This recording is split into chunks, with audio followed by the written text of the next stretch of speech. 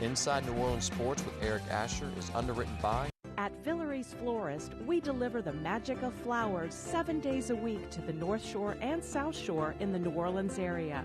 Whether it's for birthday parties, baby celebrations, Villere's provides colorful floral displays for all. With a store full of fresh-cut flowers, exotic tropical flowers, orchids, roses, and even fruit baskets, our goal is to make your vision a reality. Villere's Florist, proudly serving Louisiana since 1969. Mr. Ed's Oyster Bar and Fish House has been shucking here since 1979. Located at 3117 21st Street in Metairie, Mr. Ed's Oyster Bar and Fish House offers raw, fried, and grilled oysters, as well as a range of Cajun and Creole dishes. Enjoy a dozen with a smile.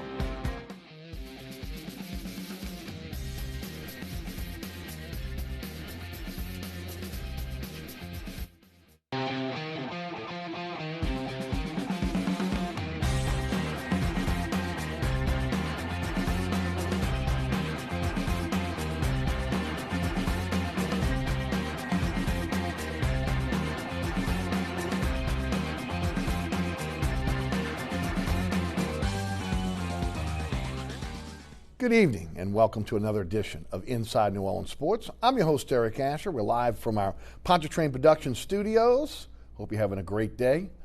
Tonight, of course, as always, we have a great panel for you. We're going to be talking a little bit about LSU, of course, Alabama. We'll talk about the Saints. We'll get into some Tulane and some Pelicans. To break it down for us tonight on the program, Chris Gordy, my cohort over at Sports 1280. And joining us soon will be Marvin Favorite, former LSU Tiger, and now with Inside the Trenches podcast. Chris, welcome back to the show. Always good to see you again. Always good to have you on. And before we kick it off, tell us a little bit about what's going on with your show over at Sports 1280. Yeah, Eric, it's a good time. We were just saying it's been a tremendous run here for New Orleans sports here these last couple of years. The Saints were kind of testing us with some of those 7-9, 7-9 type seasons, but man, to have them relevant, to have LSU undefeated, to have Tulane rising from the dead and already bowl eligible, and then the Pelicans, all right, they're struggling right now, but man, it's a great time to be a New Orleanian right now. No, it definitely is.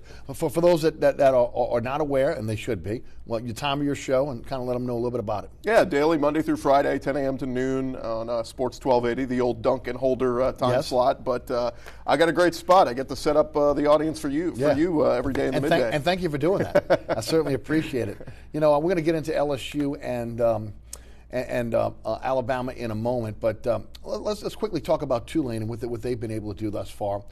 They're in a situation now where they're bowl eligible, and it looks as though Tulane's going to be, they got a pretty tough stretch ahead of them when you talk about at Temple, also Central Florida, and then SMU coming up. So. What are your thoughts about Tulane as they kind of head down the stretch here in terms of, again, getting back maybe in the AAC race, but more importantly, don't sneak into a bowl situation. Let's see them capitalize on what happened versus Tulsa. Yeah, well, I guess the good news is the ticket's already punched for the bowl game, so that's good. Right. But, I was hoping they could take maybe that next step and compete in the AAC and, maybe, play for a title. But, man, this year SMU decided to be really good. UCF, I know they just lost, and I think they're dropped out of the rankings for the first time in a while, but they're still really competitive. Temple's been really good. They're only they beat Memphis a couple weeks ago. So, and then Memphis has been really good. So it's been a really, really tough conference, especially on the side with Tulane. And, look, my expectations down the stretch, it'd be great if they can win 2 of these last 3. Right. I'll take 1. I mean, it's 3 really good teams. You get the 7 wins. That's another step forward from where they were last year. And Coach Willie Fritz, I know they gave him that extension, but, man, he'll have another one before it's all said and done here. I agree with you. And, looking at where they are right now, as you mentioned, with those last 3 games on the schedule, coming back and again, riding the ship after losing the Navy, and then, of course, beating Tulsa last week, you got to like the fact that, again, they got an opportunity now to be able to get maybe that 7th, 8th and, dare I say, that 9th win of the season. That would be incredible. I picked them 8-4. I'd like to see them get 2 more. I think SMU is going to be tough, but I mean, SMU lost last week, so we'll see how that goes. Yeah, Memphis kind of humbled them, and Shane Buechele, the former Texas quarterback, he's been doing his thing. But for Tulane, it's been all about the ground game, man. They're able to run the ball. Teams, when they're able to do that, they've been very effective. But Justin McMillan, the numbers aren't eye-popping when you look at him, but he's been such a good leader there at the quarterback position. And you just start to look ahead and say, all right, well, maybe down the recruiting trail they can find that next guy, or maybe even the transfer portal with it being what it is. Maybe they can get a big-name guy out there to come in and do kind of what Justin McMillan did these last 2 years. Well, and again, look, one of the great things they've got right now is quality depth at the running back position. We've seen that now tested over the last few weeks. The disappointment maybe in the stretch where they lost to Memphis and Navy is the play of the defense. And, that's a defense that was really looked to carry this team this year. Hopefully we'll be in a situation where we'll start to see that defense rebound and play like they have played. Look, Jeffrey Johnson was a huge loss for this team in the middle, and you saw them kind of come back to the pack when he was out. Maybe, again, he's healthy now, and they can maybe pick up 2 or 3 wins down the stretch here. Yeah, and that's what they're hoping. And like you said, the defense was really where the struggles were. I mean, obviously, the highlight of the season is going to be that comeback win over Houston. That'll be one. I always say, when you have a nice season, you put together what I call a DVD reel, and you have moments that you look back on, and that was one. And then leaving last week against Tulsa, who gave you all you could handle. Kind of wish they could have pulled off the miracle comeback at Navy, but it wasn't meant to be. But no, I mean, it's at the end of the season, I think you can't help but be proud of what Coach Fritz is doing there. And again, don't take it for granted. We won a nice little stretch with no bowl games. Right. Nice to go back-to-back years going to a bowl game. I couldn't agree with you more. Switch it to the Pelicans quickly. Again, they're 1-6 right now. I'm a guy that again, called them a fringe playoff team. I really felt that. Again, the injuries are something that they're dealing with early, but the thing that has frustrated me more than anything else, this is a talented roster, but they're not playing together. I've talked about it on my show. Again, this is a team that is not a team. It's a bunch of guys playing playground ball right now. They're chucking up threes. They're not playing defense. They're not rebounding. They want to throw the statistics out here again, that again, they're first in the NBA in terms of making threes, taking threes, and assists. But again, they're not doing the little things that it takes to win right now. And then the frustration level with the fan base is getting high because of the expectations. Look, I understand Favors is out. And again, we don't know what his situation is going to be. He's been slow to really come back and make a difference for this team. Zion not being there is huge for them. But they have a talented enough roster. They should be winning some of these games. It really, especially down the stretch, where they just kind of implode. Yeah, and I know some people were hoping maybe Zion could be back sooner rather than later, and Coach Gentry said today, anybody thinking he'll be back at the end of November, no, it's going to be more December. So the hope in my mind is that they don't get to December with 13, 14 losses. If that happens, I say, you know what? This year is a wash. Why not blow it up? Why not try to offer some of these pieces you have, try to get some other future assets of draft picks and pieces you can build around Zion for the future. But what's disappointing me most, and you hit it right on the nail, it's the lack of defense, man. They're dead last in the NBA in points given up this year. Now, scoring-wise, they're fourth. They're fourth in points per game. So the offense is there. And they brought over Jeff Pizdelic, who's been the defensive coordinator, per se, for the Rockets the last 2 years, and got them a little bit more competitive with James Harden and those guys who didn't like to play defense. We have not seen that yet with this Pelicans group. And again, like you mentioned, still trying to find that chemistry and everybody trying to gel with one another, but they have got to pick it up on the defensive side. Brandon Ingram has been outstanding offensively. But they really need somebody to step up defensively for them. I agree with you, Chris. He's come into his own. And again, the biggest knock against him was his ability to stay healthy. Hopefully that is something that will happen throughout the season.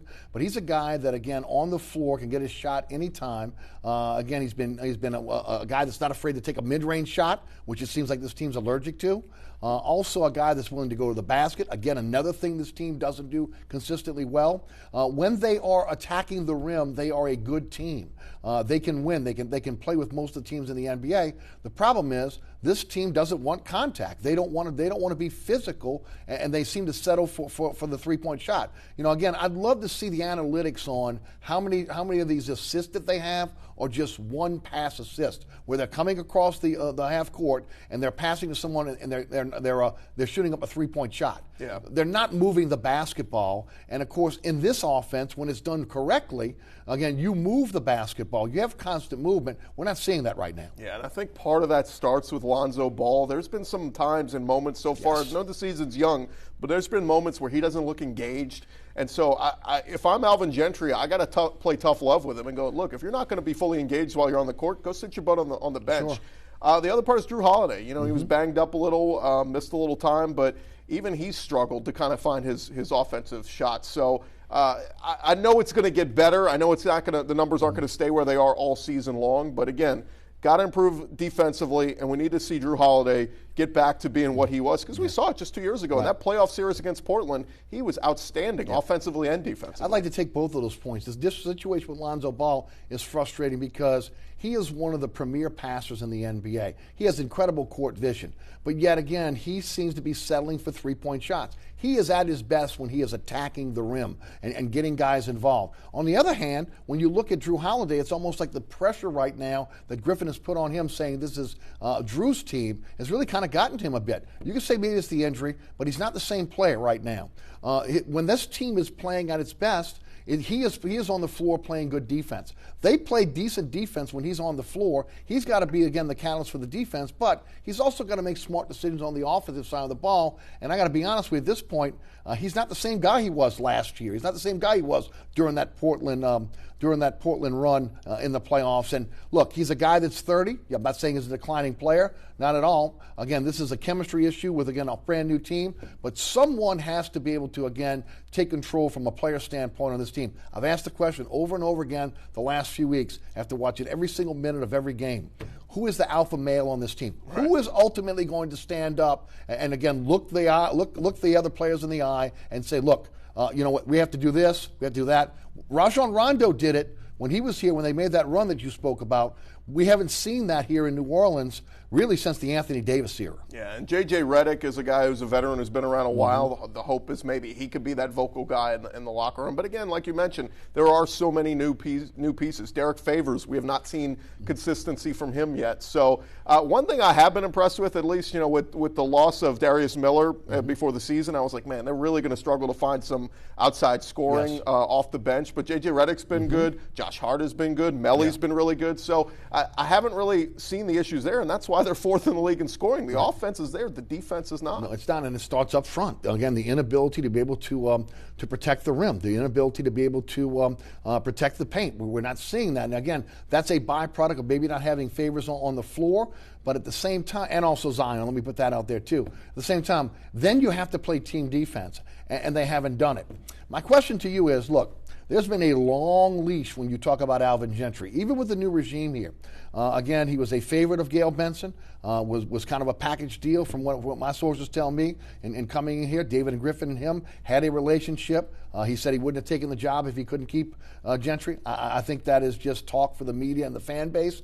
But at some point, he's got to be held accountable. Look, I know it's early. It's 7 games in. You're not even a quarter into the season yet. But my observation has been they seem to be able to listen to him in the locker room, because they'll come out, you see the first 3 minutes of the game, they'll come out the first 3 minutes of the second half and they're attacking the rim. They're playing defense. They're passing the basketball. And then all of a sudden they go back into the bad habits. I can't say this team has tuned him out already because they just got here. Right. But, I mean, again, at some point, he's got to be more demanding of this team as well. He's been a player's coach in the past. He's got to be a much more demanding coach. Yeah, he does. And that's why I think, look, tough decisions have to be made. You mentioned Miss Benson loved him. I think the city a lot of people came to love him because of how he kept things together during the fallout of the Anthony Davis thing. But you're right. I mean, at the end of the year, we're going to look at the report card and say, all right, how well did you do? And obviously, number one right at the top is wins and losses. And if it's not there and they're not seeing some kind of hope, some kind of push or promise for the future, I think they'll have to make that tough decision and say goodbye to Gentry. I hope, for the sake of Zion and everybody else, that it does come together and that he is the guy, because it'll be so much easier and cohesive moving forward that way. But if the move has to be made, then it has to be made, and I hope they're ready to do that and he doesn't get another pass just because, he's a great guy. Right. Or, again, there were injuries and we're in a situation where this team is still building. Look,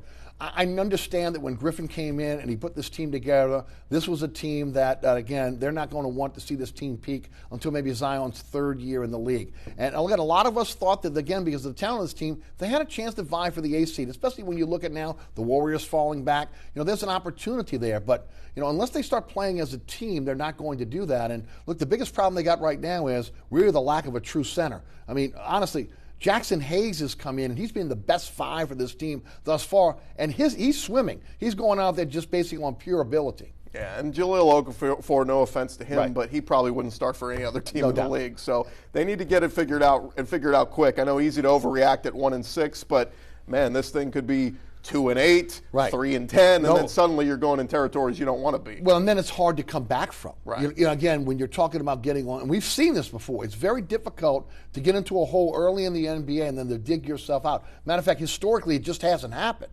And you'd like to be able to see this team at least be close to being playing 500 ball at the least. I think the fan base is looking for that. And look, a lot of people stepped up in this town, 12,000 strong, to be able to buy season tickets. There were promises made. So far, this is not what they expected out of this team. More importantly, as I've said on my radio show, energy, effort, high basketball IQ, they lack in all 3 of those. And look, those things overcome, in a lot of cases, the lack of talent. I don't think it's lack of talent. I think it's lack of playing basketball the right way. Yeah, and you mentioned when Zion gets back, they're going to continue to play this fast-paced brand of basketball, and they even said today, we haven't even scratched the surface on what our offense can really be, and that's great. I mean, that's going to be fun for fans, but you still want to see wins, and like we said, at the end of the year, if they're not even in the playoff hunt, it'll be a little bit disappointing for what we were hoping that this team would be eventually. Right. Well, at some point, and I mentioned this today on the program, actually I mentioned it yesterday on the program, David Griffin has to step up and speak to the fan base, speak to the people again that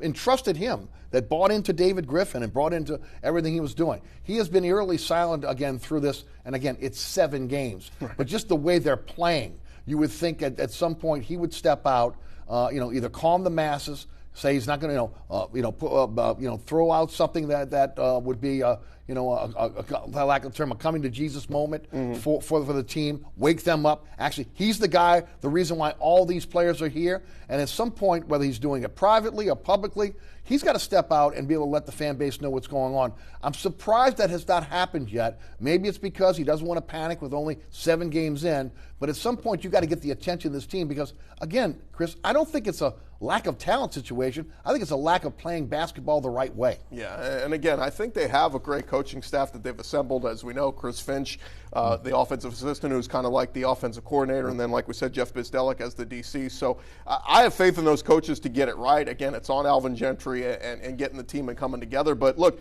there's no rest for the weary in this league. We talked about, how great it is that the Warriors got broken up from the super team, and we have more parity. All the teams with two superstars and all this. The problem is there are no off nights. I mean, you've got Toronto, you've got the Rockets, you've got the Clippers. So every single night in this league, it's a test and a potential loss for you. The best thing that has happened to this team is this week, though. To be able to play on a Monday in Brooklyn and then be able to play on a Friday night against Toronto at home because of the shortening of the preseason, training camp, and, of course, a brand-new team. This team has had an opportunity to practice for the last 4 days. Yeah, Something at home. You don't see that in the NBA. You're on a constant travel. So, again, they've had a chance to get in the gym, work on their defense, work on the things that's not working, get into the film room, actually go out in the gym and work on that. So, again, maybe we see a different team coming out with, again, a back-to-back, Toronto at home and then at Charlotte. Well, let's get a little revenge on those Raptors, man, Yeah. after that opening game of the season that they should have won. Right. Let's pay them a little payback. And the other part of it is, again, when you look at it with the exception of really one blowout, again, they've been pretty close. But, again, we saw a third quarter the other night, 48 points in the third quarter against the Nets. Probably the best I've seen this team play. But, again, they do it in spurts. They don't put a complete game together, and that's something that's got to change. Yeah, and like you said, I mean, again, if they get through this month of November, we get into December, Zion's coming back, but we're looking at 13, 14, 15 losses. Right. Again, at what point do you say, look, there's no way we're going to come back this season. Yes. Let's throw in the towel. Let's try to get as many more assets as we can and build for the future again. No doubt about it. All right, we're going to take a break. You are watching Inside New Orleans Sports tonight. Chris Gordy joins me on the program. Marvin Favorite of Inside the Trenches will join us at some point during the show. I'm your host, Eric Asher. Don't go anywhere.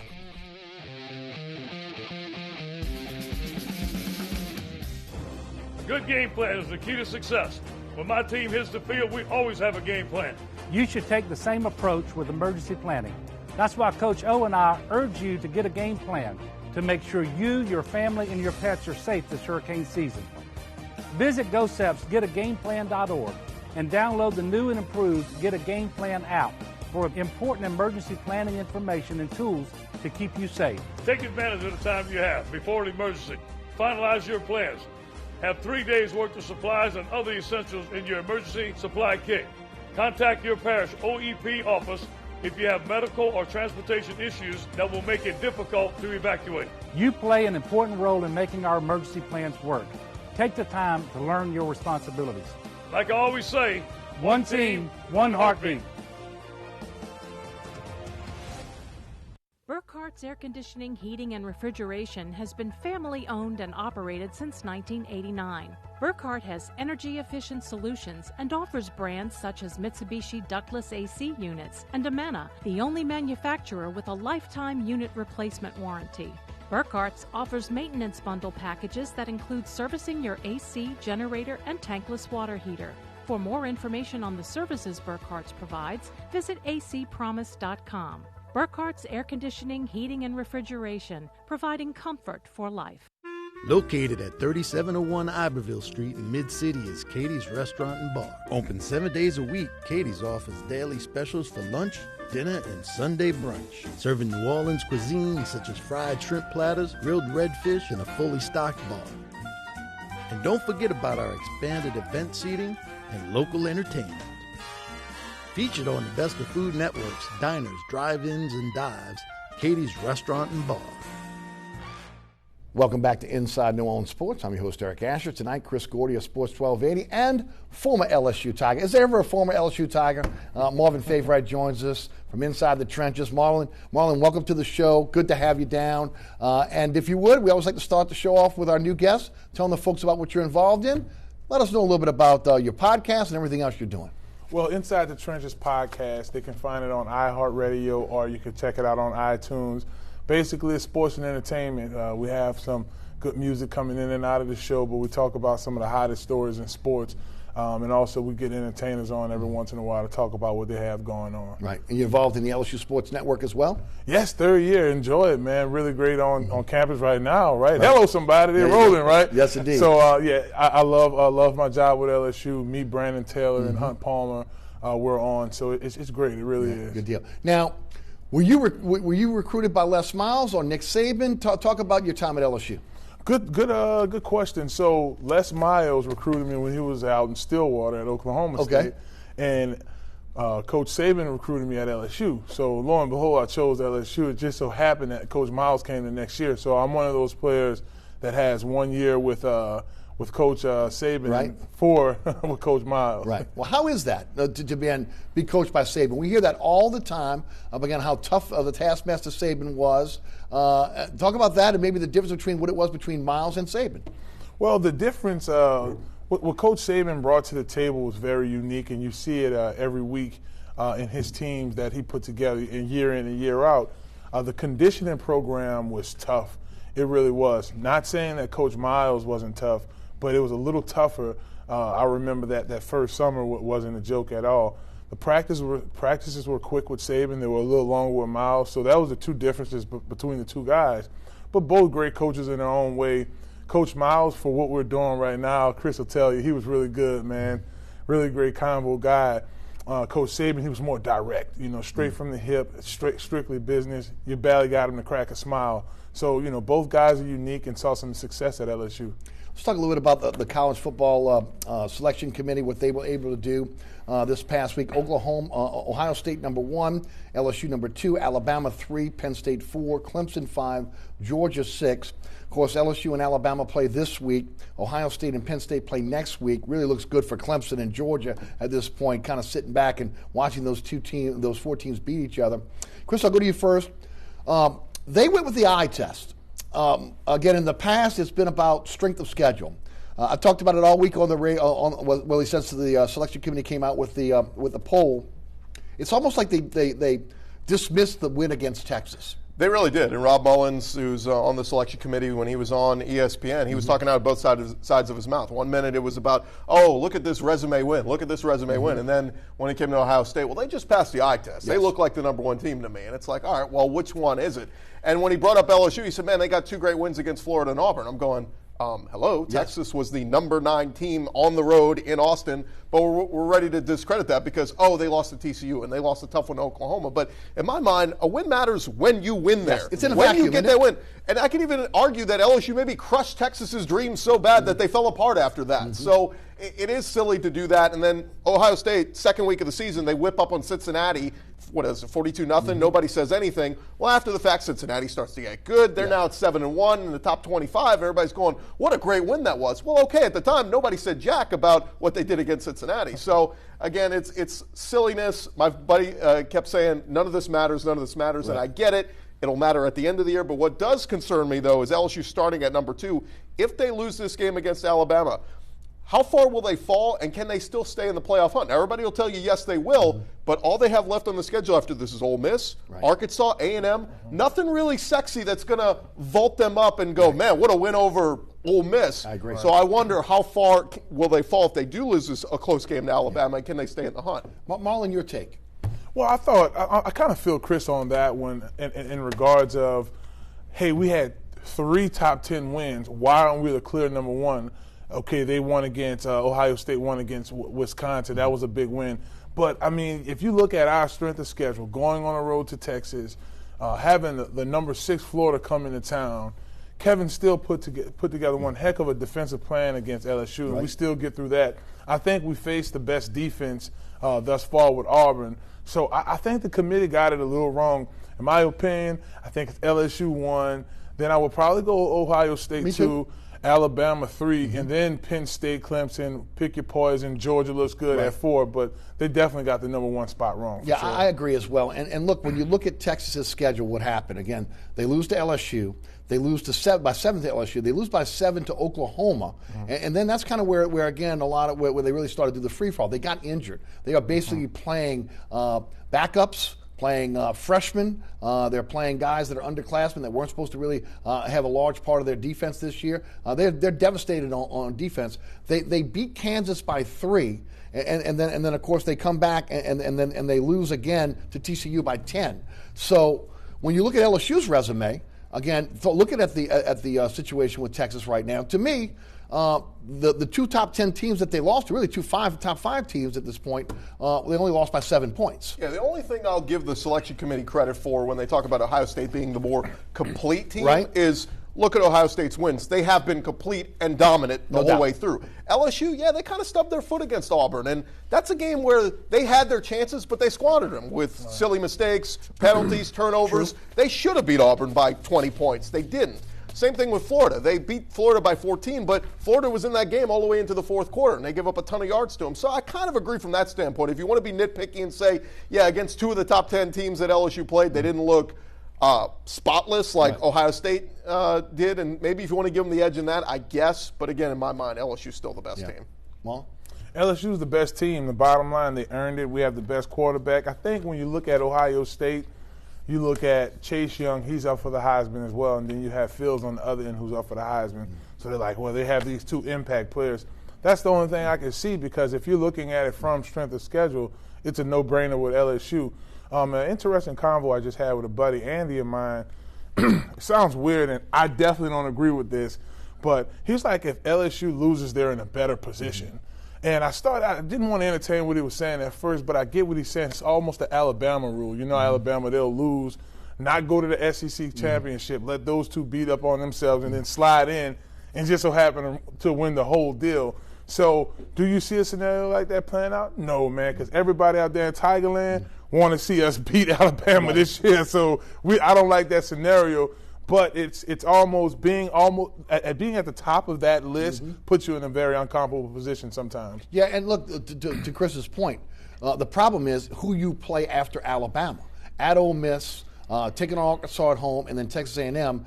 there's not a sexy an opponent there that if you happen to lose, that again somehow you're going to have this meteoric rise back into the top 4, and that's why again there's a tremendous amount of pressure on LSU to beat Alabama this week. Yeah, and Ohio State, their last 2 games they play Penn State and Michigan, so Right. they've got an opportunity there. We got 2 one-loss teams in the Pac-12 in Right. Oregon and Utah. Yes. They could clash in the Pac-12 championship. What you don't want to happen is conference championship weekend, LSU sitting there with the 1 loss, idle, while all the other teams are playing one another, and all the other ones that are right up there have a chance for an impressive win. Yep. That's where the committee could look and go, LSU, sorry.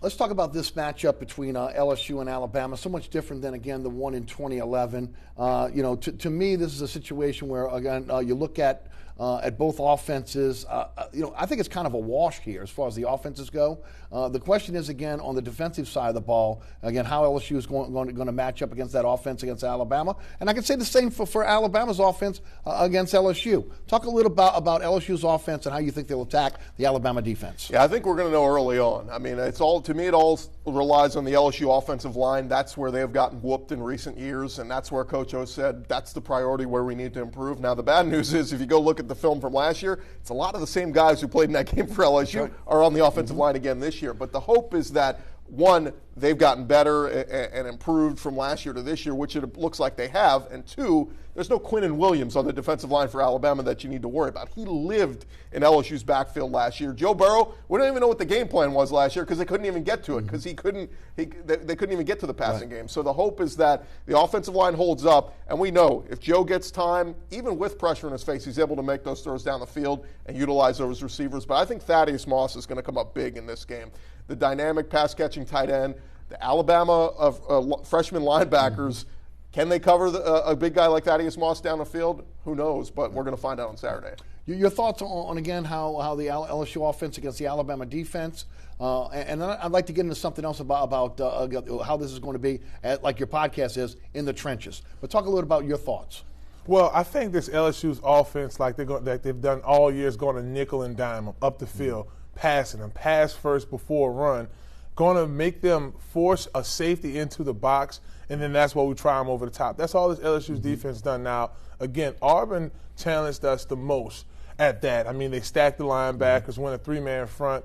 Kevin Steele did an amazing job at putting it together. But I just think LSU stays true to LSU, and that's winning through the air. We have a dynamic group of receivers. Jefferson is rolling, Chase, Marshall, and you mentioned Thaddeus Moss. He is going to be the determining factor on that offense.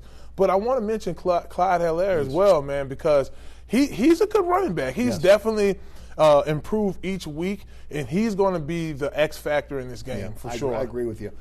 Then I think we saw it against Auburn.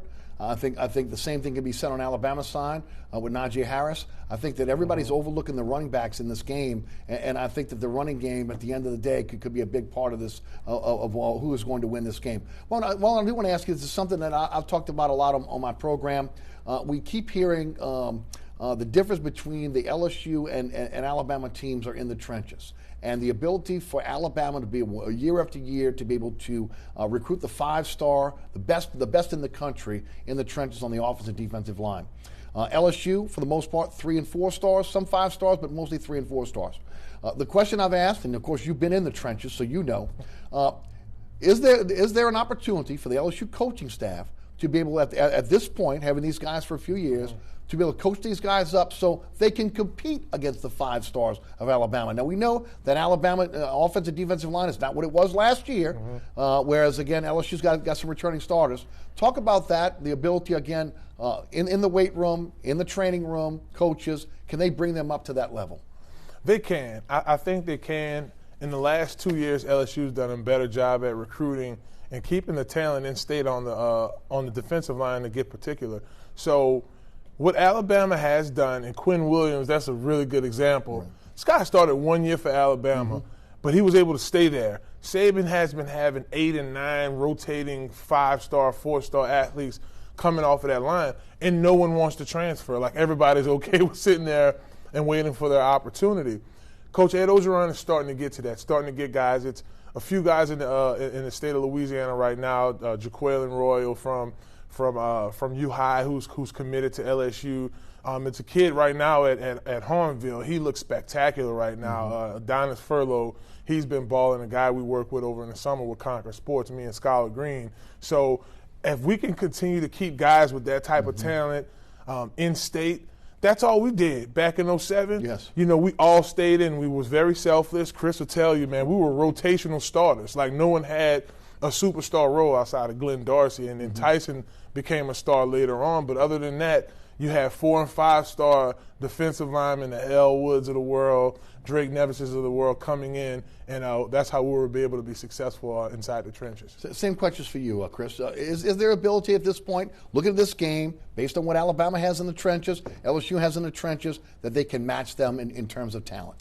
I sure hope so. I mean, again, that's what's been the biggest discrepancy the last few years. That's why we got the speech from Coach O. We coming and we ain't backing down. So we know that he said that, and it's all about getting the guys in there. But again, like I said, I think Ed Ingram could be a difference maker this year. He's a guy who wasn't on the team last year. So there's a lot of different pieces from last year to this year. But I think the biggest difference maker we're going to see in this game is Joe Brady. Is the scheme, is the offensive passing game that maybe if they're getting the ball out so quick and running up-tempo so much, maybe the offensive line won't even matter that much. Get your initial block, and the ball's out. So I hope that happens, and we know nothing bugs Saban more than up-tempo offenses that he can't control, that he can't get his subs in. So I'll be curious to see if LSU comes out and they get the ball first in this game on Saturday. If they don't go up-tempo, completion down the field, let's go, run it up, run another play. Nothing bugs Saban more than that.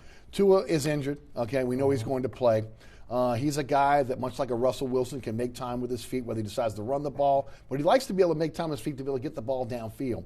Talk about this LSU pass rush. Divinity is out, how big of a loss that is, and how they'll manufacture a pass rush. They have not been consistent all year long and be able to get a pass rush with 4 down linemen. Now, they've been injured most of the season. Talk a bit about what happens on Saturday with the LSU defense going against that Alabama offense in terms of putting pressure on Tua.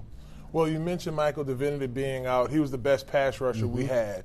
So LSU's going to have to be creative. This is one area of concern for me. I'll be honest with you. It has all season. Not necessarily we don't have the talent, but schematically how we're going to do this. I think Dave Aranda is an amazing defensive coordinator, but due to recruiting and injury, his hands are tied in so many different ways. Not in this game here. I think young guys like Tyler Shelvin, you can let him go. Have him line up as a shade in that gap and let it rip to add that middle pressure. Now, Divinity's out, but Caleb Von Chasson is our second best pass rusher. He's dealt with some injuries. Talked to him a lot after the game. She's like, man, it's schematically how we're doing it right now with the bull rushing. Let's get him on a half a man and making some plays up the field. We're going to have to put pressure on Tua, and we should do it with 4 guys. Right. To be able to give – this is a very crafty receiving corps led by Judy. We're going to have to be very intelligent in our play calling in regards to what we do with our linebackers. When is an appropriate time to have 2 linebackers and then a safety, have Stevens or somebody in? How healthy is Grant Dale Pitt? So all of this stuff is going to play a role. We're going to need our guys up front to pin their ears back. Now, lastly here about the defensive line, you have 2 guys in Glenn Logan, who's a natural pass rusher, and Rashard Lawrence. Right. These 2 guys are going to be key. If they could come out of this game with at least a sack and a half apiece, we put ourselves in a better position to win. What about a guy like Marcel Brooks? Marcel Brooks, I mean, with Marcel, he hadn't rotated in as much this year. I can see him contributing. Also, Clark as well, Damian Clark. He's someone who's going to have to fill in for Divinity as well. So with a combination of those guys, we lose Thomas, right, through the trade, through the portal. So we're going to have to do it. I don't feel if Queen is coming on the blitz, I'm not a super fan of that every other drive, and I'm not a super fan of Phillips coming either. Yeah. Talk a bit about the pass rush, because that has been, again, if you want to talk about a weak link on the defense, it's been that. Yeah, and I was very critical of Dave Aranda against Florida this year because I felt like they let Kyle Trask sit back there and get comfortable and make all these throws, and that's how they were able to go on the field so much. And then in the fourth quarter, Aranda finally changes it up, starts blitzing. Oh, lo and behold, Trask is off target. Now with Tua, He's a seasoned vet, man. He came into Tiger Stadium last year. What he did to them last year, I said tip of the cap. The kid is incredible. So maybe with that injury and not being 100%, they can blitz and get to him. But, man, I cannot take extra DBs off the field. I need as many DBs as I need down the field. When you talk about all these different receivers that they have at Alabama, if one of those guys catches a slant and one guy misses a tackle and he's off to the races, I got to have as many DBs out there. So I may sacrifice blitzing and pressuring Tua to keep those extra DBs in. And hey, if they make a 7-yard catch, just tackle the man immediately. No yak in this game. Right. To Chris's point, I think it's a big key to this game. Yards after contact. We see it all the time. Go look at the highlight. If you watch Alabama, you see it all the time. As he mentioned, slant, guy misses, next thing you know, 15, 16, 20-yard gain or a touchdown. It's going to be critical. Again, get your hands on that player, get him down as soon as you can make contact. You have to win up front. We have to get pressure after the quarterback. The game is won and lost inside the trenches. And if we're able to add at least a significant amount of pressure throughout the entire game, that'll help on the back end. We have a young kid in Derek Stingley who covers well in man. He can run a lot of man. I wouldn't mind seeing him a lot. You have Judy playing in the slot a lot for Alabama. So I can see a scenario where you move Christian Fulton on an inside to cover him as well. We're going to have our defensive backs in the no-fly zone because this Alabama team, especially with Tua, is going to try you up the field. So that's going to be something that's going to be super-duper important in this game for us to get after the quarterback so the guys on the back end can cover with comfort. Is it an all-out pass rush, or are they trying to contain Tua? Especially with the ankle, because you don't know, again, how mobile he is.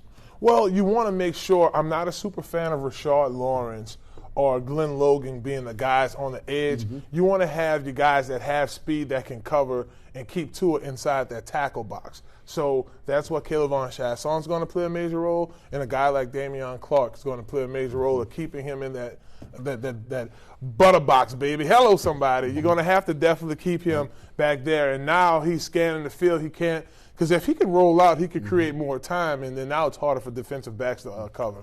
Alabama's more of a slant type team. LSU's more of a vertical type team. They like to go long. They like to go vertical with their wide receivers. Talk about Joe Burrow. Talk about this receiving core for LSU versus that Alabama defense. Yeah, well, as we know, I mean, LSU wants to throw the ball. They want to throw it down the field, and they want to move as quick as they can. And they've done that a lot this year. The thing that Alabama has not done, though, is given up a passing play over 40 yards this year. So the big play potential, LSU has it. Will Alabama give it up? The big thing to me, Eric, also is red zone. LSU is the #1 team in the country in red zone scoring efficiency. Every time they get down there, they come away with points. Yes. Alabama, though, has I think it's their second best in least amount of touchdowns in the red zone this year in the SEC. So they're pretty stingy. And we know in years past, Alabama's very stingy when you get down there. I think LSU has the edge, though, when it comes to field goal kicking. I think Cade York, I know he's missed a couple this year, but they've been on the lengthy side. I have more faith in Cade York to make the big kicks. Alabama's got 2 kickers that have both missed kicks this year. So if it comes down to that, that's a big thing. But also in special teams, I got to say, Jalen Waddle, do not kick to him. He's one of the best. He leads the country in punt return yards. LSU, I think, will play this smart. And Zach Von Rosenberg was asked about it earlier this week. He said, we're not going to kick to him. We're going to kick away. Don't make that mistake and kick it to him. Talk a bit about, why don't you talk special teams, then we'll go back to Joe Burrow in a minute, because I think that's a fair point here. York has had his issues, okay? This is the biggest game of his career. Cole Tracy came in last year. He was nails, didn't bother him.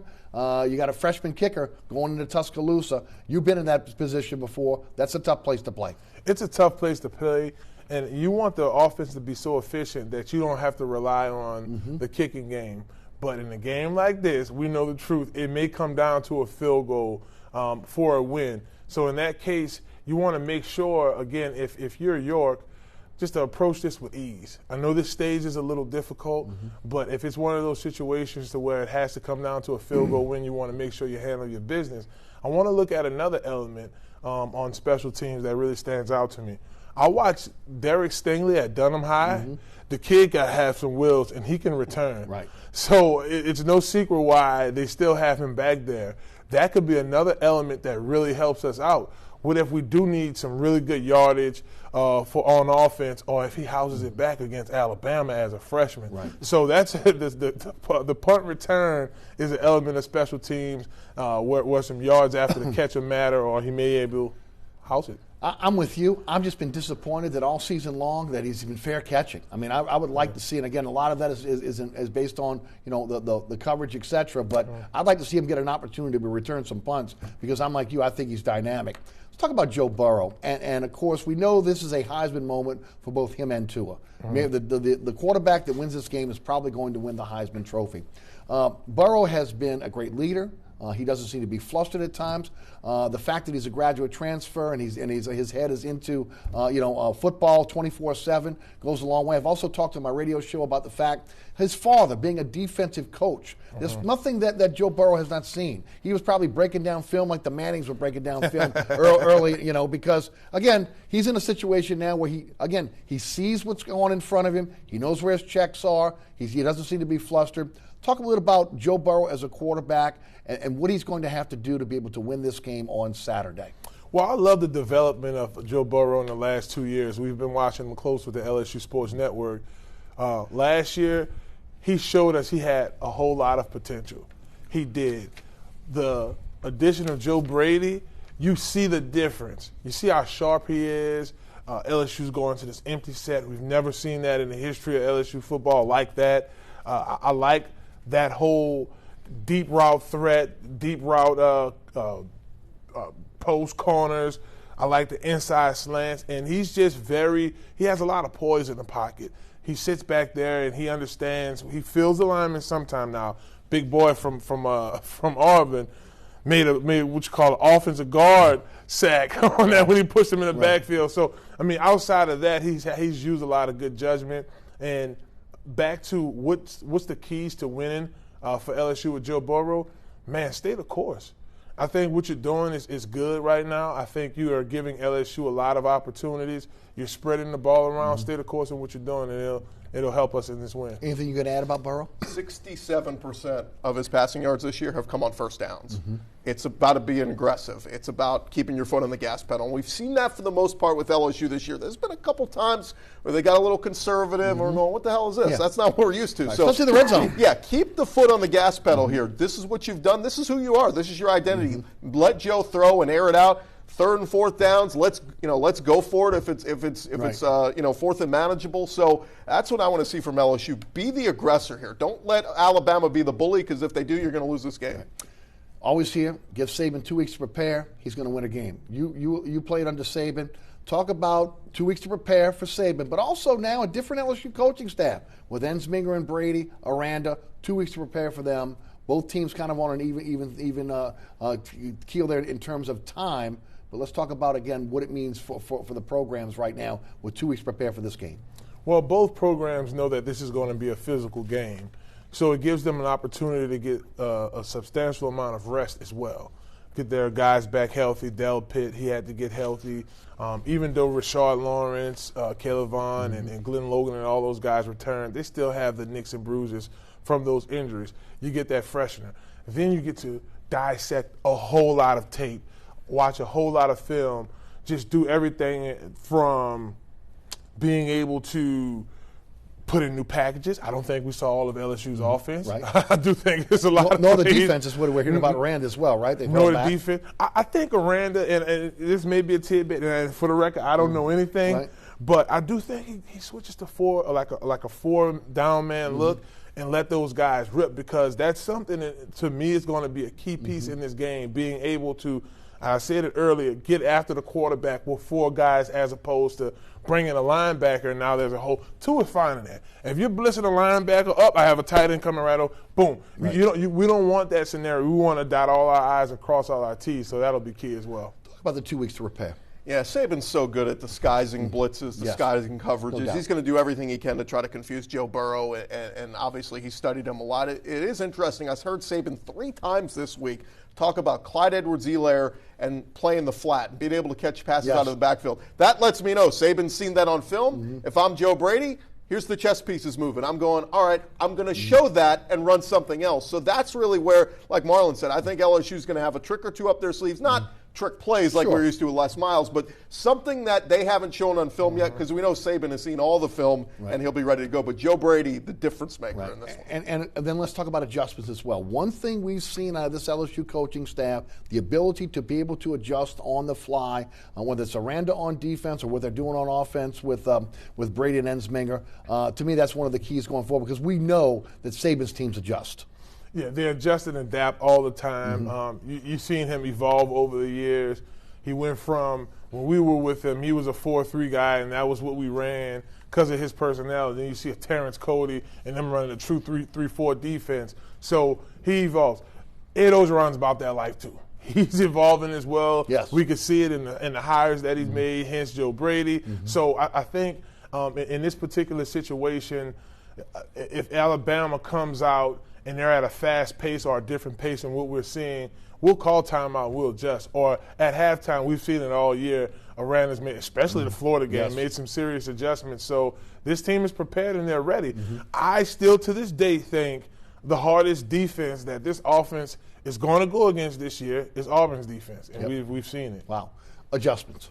Yeah, I totally agree. I think Dave Aranda has shown so many times throughout his years at LSU, if he's having a rough first half, man, does he clean those things up at halftime? We've seen that a couple times this year where they've held opponents to way less yardage in the second half. So we know he's going to do that. And offensively, again, they haven't really been tested enough or held to limited scoring enough where we've seen them the need to make second half adjustments. So here's what I'm hoping. I hope that they come out, score early, get ahead in this game, take the crowd out of it. And nobody's really talked about the fact this is a 2:30 game for the first time in nearly a decade and not a 7 o'clock game under the lights. So I think that makes a difference. And this might sound silly. The president being there, security is going to be heightened. What happens if a lot of those Bama fans aren't in their seats for kickoff? Let's go down the field, go up 14-0 early, and set the tone. Yep, no doubt.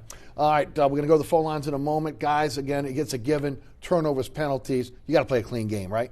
You have to play a clean game. That can affect you heavily. If you have 50-some yards of penalties and another team only have 20, that'll, just like the turnover battle, the penalties play a role as well. Yep. I thought last week they had 2 personal foul calls on LSU players doing something stupid. An Auburn player baited them, and they retaliated. That's a great learning moment to go, guys, you're going to have that times 10 in Tuscaloosa. Don't let them bait you into doing something stupid. Said to the phone lines, Jeffrey's on the West Bank. Jeffrey, welcome to Inside New Orleans Sports. Hey, Jeffrey.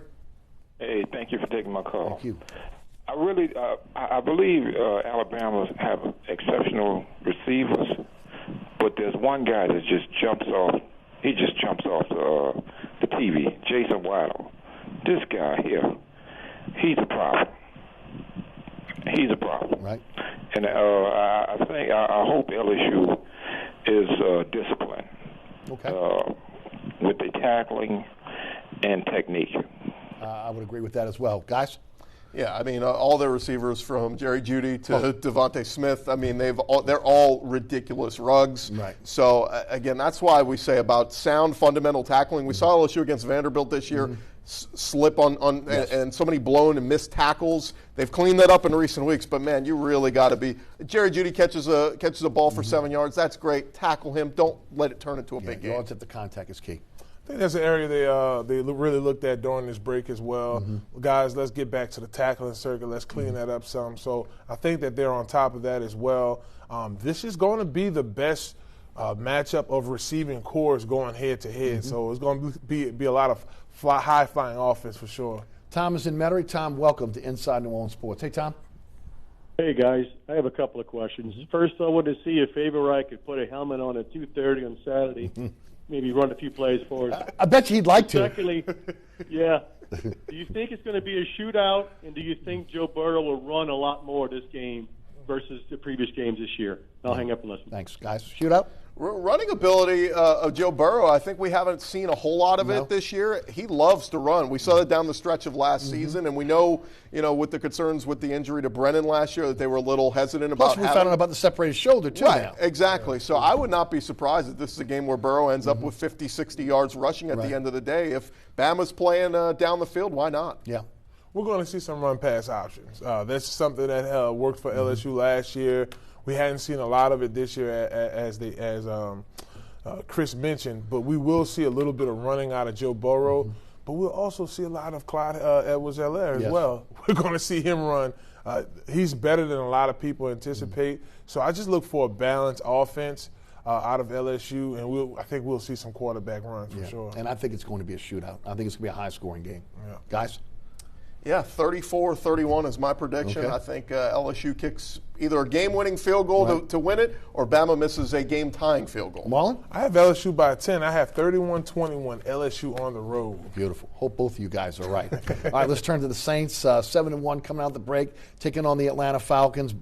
Breeze comes back, and is Breeze-like. He's going to play with the brace on the thumb for the rest of the season. He comes back to a team that now has a power running game. A offensive line is playing much better than they were when he left. And a team that, again, defensively is playing at an all-time high, and that's saying a lot. Again, they're right there with the Dome Patrol in terms of, again, record-breaking in terms of yardage giving up in a game. Talk a little about this matchup with the Atlanta Falcons. Yeah, I heard somebody say earlier today, either the Falcons are going to throw every trick they have out of the book and try to play hard, and they'll keep it close and still lose, or they're going to get their brains beaten in so bad the team's going to have to relocate. That's kind of where we are with the Falcons right now. Dan Quinn is dead man walking. I'm curious to see, though, with the Saints, we know Kamara, the reports are he's going to be back, but not technically yet 100%. I think they go more 50-50 with Latavius Murray. And Murray showed these last couple of games he can be the guy to tote the rock. You just got to give him more opportunities to do so. I think we see more of a 50-50 run attack from the Saints moving forward. I'm looking at a 60-40 run attack and 60% Murray. Yeah. I think Alvin Kamara is still getting back healthy. They're looking at Kamara through the stretch. The things he do well, that's what we'll see on Friday. Excuse me, I said Friday. On Sunday, early too, right? It's a 12 o'clock game. So shouts out to all the tailgaters out there. But what I will say is this. I do think we're looking at a wounded dog.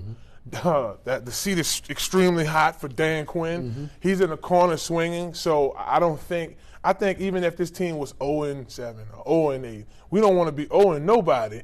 But what I will say is I do think that they still show up and play New Orleans hard, regardless, whether it's here or in Atlanta, because it's a rivalry. Devontae Freeman is a guy that's fighting for an actual touchdown. He hadn't scored any touchdowns this year, so we want to be mindful of that going into this game. But I do think that the Saints have enough dynamic guys on offense to make it happen. Guys, I agree that I think Kamara will get his 20 touches. I don't think they're going to run him up the middle like they've been running. I think they're going to use him on the outside. They're going to use him in the passing game. But I also think again that this is a game where I think they're going to get Atlanta's best. This is the next 4 games are all division games. They can wrap up the division by Thanksgiving, but at the same time, you got to throw the records out when it's division. As good as the Saints are, I think they're going to get the best from Carolina, Tampa, and Atlanta. Yeah, I want to see the defense step up big in this one. I got a feeling Cam Jordan is going to live in the backfield and sack Matt Ryan a bunch, and that's what's been so impressive to me, Eric, this whole season has been the Saints defense and how good they've been at getting after the quarterback, not just the sacks, but hurries and forcing them to get the ball out early. But 2, man, this secondary has gotten so much better as the years gone along. Marshawn Lattimore looked dreadful in week 1 against the Texans, and he's playing like an all-pro now. You get the final word on the defense. Final word on the defense, I think they continue to play smash-mouth defense, man. I like what Cam Jordan's doing. Marcus Davenport has came around and starting to play better not only on the run but on the pass. But this is one of those games I'm looking forward to, that matchup between Marshawn Lattimore and Julio. Yes. Because this kid plays up against better competition. He holds Michael Evans to 0 touchdowns. It's crazy. 0 catches as well. No doubt about it. Both of you guys like a Saints win over Atlanta in the Dome? Yeah, Saints big. There you go. Good deal. Guys, again, thanks so much for joining us here on Inside New Orleans Sports. Marlon, from what I understand, you'll be sitting in for David Grubb tomorrow, so you'll be leading in for Chris Gordy. That's right. and as always, one more time, tell the folks about how they can find your podcast. They can also go to @BigFave504 to check me out on Instagram, Twitter, or all the social network platforms. And you could go to iTunes or iHeartRadio app for Inside the Trenches with Marlon Favorite. You're going to love it, baby. Hello, somebody. And tomorrow? Tomorrow, former LSU wide receiver Ruben Randall on the show. He was part of that team the last time they won in Tuscaloosa, so we got to get some good juju going, Yeah, Eric. of course, again, that you can catch him 10 to noon on Sports 1280. Thanks so much for tuning in. Remember, there's a rebroadcast of this program each and every Friday night right here on WLAE-TV at 10 p.m. Also on Pelican Sports Television. That's statewide every Friday night at 9 p.m. You can catch me on the radio, Sports 1280, 101.1 FM HD2 and the iHeartRadio app. That is noon to 2 weekdays. You can listen live, download the podcast at ericasher.com. All the previous episodes of Inside New Orleans Sports can be seen at ericasher.com as well. Special thanks to our guests tonight, Chris Gordy and Marvin Favorite. Also to our fantastic underwriters. Thanks to them for underwriting the show, and to the WLE production staff, Ron Yeager, Jim Dotson, Naila Jones, Alex Chacon, and my director, William Hill. I'm Eric Asher. We'll see you next week for another edition of Inside New Orleans Sports.